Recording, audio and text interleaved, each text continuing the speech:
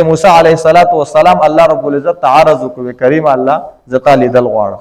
الله تبارک وتعالى موسی علیه السلام ته فرمایل لن ترانی تما نشلی دې لن ترانی ما نشلی دې زما د لیدو خواهش مکوا. حضرت موسی علیه السلام اصرار وکړي کریم الله زتا لیدل غواړم.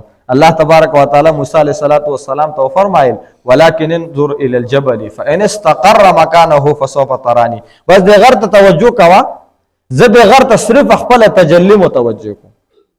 دا کلام د باری تعالی دا د باری تعالی تجلی دا د الله د نور یو تجلی دا زه صرف تجلی متوجه کوم د غر ته.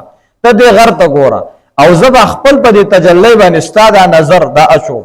نو که برداشت کړه زما دا تجلی نو بیا بازار تخپل دیدار وکما، او که زما تجلی ته نشه برداشت کول نو زما موسی ته بیا زما دیدار بسنګ برداشت کې تما نشه لیدل. ولکن انظر الى الجبل فان استقر مكانه فسوف تراني فلما تجلى ربه جعله دكا.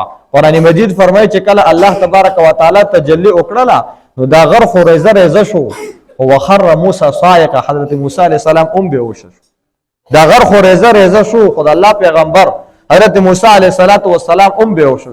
کله چې موسی علیه السلام په هوش کې راغی نو الله تبارک وتعالى ته فرمایي کریم الله ستاسو ډېر لوی پاکي ده، زه معافي غواړم، بس د ستاسو د لیدو خواهش نه لرم.